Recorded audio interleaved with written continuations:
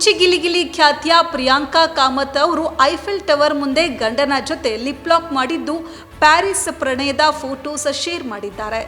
ಗಿಚ್ಚಿ ಗಿಲಿಗಿಲಿ ಖ್ಯಾತಿಯ ಪ್ರಿಯಾಂಕಾ ಕಾಮತ್ ಅವರು ಪ್ಯಾರಿಸ್ ಪ್ರವಾಸದಲ್ಲಿದ್ದಾರೆ. ಅವರು ಗಂಡನ ಜೊತೆ ಸಮ್ಮರ್ ವೆಕೇಶನ್ ಎಂಜಾಯ್ ಮಾಡ್ತಾ ಇದ್ದು ರೊಮ್ಯಾಂಟಿಕ್ ಆಗಿರುವ ಫೋಟೋಗಳನ್ನು ಅವರು ಶೇರ್ ಮಾಡಿಕೊಂಡಿದ್ದಾರೆ. ಅತ್ಯಂತ ಕ್ಯೂಟ್ ಆದ ರೊಮ್ಯಾಂಟಿಕ್ ಆದ ಫೋಟೋಗಳನ್ನು ಪ್ರಿಯಾಂಕಾ ಅವರು ಶೇರ್ ಮಾಡಿದ್ದು ಆ ಫೋಟೋಗಳು ಇಲ್ಲಿವೆ ನೋಡಿ.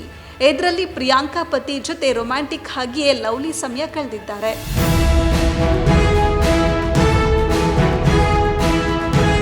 ಪ್ರಿಯಾಂಕಾ ಹಾಗೂ ಅವರ ಪತಿ ಮ್ಯಾಚಿಂಗ್ ಔಟ್ಫಿಟ್ ಧರಿಸಿಕೊಂಡಿದ್ದಾರೆ.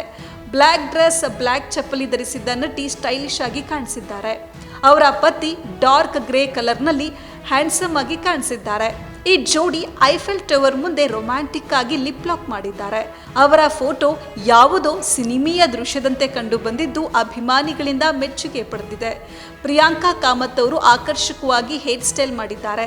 ಕೂದಲನ್ನ ಬಾಚಿ ನೀಟಾಗಿ ಹೇರ್ ಬನ್ ಮಾಡಿದ್ದು ಸಮ್ಮರ್ ಹೇರ್ ಸ್ಟೈಲ್ ವೈಬ್ಸ್ ಕೊಟ್ಟಿದ್ದಾರೆ.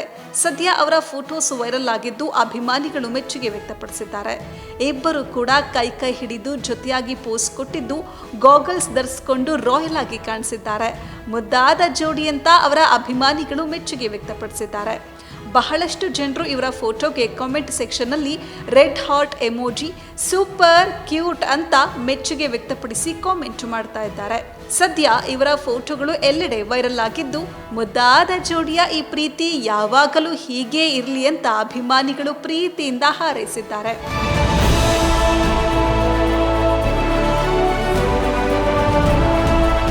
ಅಂತೂ ಇಂತೂ ಬೇಸಿಗೆ ರಜೆಯನ್ನ ಪ್ರಿಯಾಂಕಾ ಅವರು ಪ್ಯಾರಿಸ್ನಲ್ಲಿ ಅದ್ದೂರಿಯಾಗಿಯೇ ಕಳೆದಿದ್ದಾರೆ. ಪ್ರಿಯಾಂಕಾ ಕಾಮತ್ ಅವರು ಸಿಲ್ಲಿಲಲ್ಲಿ, ಮಜಾ ಭಾರತ, ಗಿಚ್ಚಿ ಗಿಲಿಗಿಲಿ ಸಿರಿ ಕಾಮಿಡಿ ಪಾತ್ರಗಳಿಗೆ ಫೇಮಸ್ ಆಗಿದ್ದಾರೆ. ಅವರದ್ದು ಲವ್ ಮ್ಯಾರೇಜ್. ಪ್ರಿಯಾಂಕಾ ಕಾಮತ್ ನೋಡಲು ಕ್ಯೂಟ್ ಆಗಿದ್ದು ತಮ್ಮ ಅದ್ಭುತ ನಟನೆಯ ಮೂಲಕ ಜನರನ್ನ ನಗಿಸಿದ್ದಾರೆ. ಉದ್ದ ಜಡೆಯ ಚೆಲುವೆ ಈ ಪ್ರಿಯಾಂಕಾ ಅವರು ತಾವು ಬಹುಕಾಲದಿಂದ ಪ್ರೀತಿ ಮಾಡ್ತಾ ಇದ್ದ ಅಮಿತ್ ನಾಯಕ್ ಜೊತೆ ಮನೆಯವರ ಸಮ್ಮುಖದಲ್ಲಿಯೇ ಅದ್ದೂರಿಯಾಗಿ ಮದುವೆ ಆದರು. ಅವರ ನಿಶ್ಚಿತಾರ್ಥ ಕೂಡ ಸಂಭ್ರಮದಿಂದ ನಡೆದಿತ್ತು. ಅಮಿತ್ ನಾಯಕ್ ಮೂಲತಃ ಕುಂದಾಪುರದವರು, ಮೆಕ್ಯಾನಿಕಲ್ ಎಂಜಿನಿಯರ್ ಓದಿದ್ದಾರೆ. ಅಮಿತ್ ನಾಯಕ್ ಪ್ರಿಯಾಂಕಾಗೆ ಎಲ್ಲ ವಿಚಾರದಲ್ಲೂ ತುಂಬ ಬೆಂಬಲವಾಗಿ ನಿಂತಿದ್ದಾರೆ.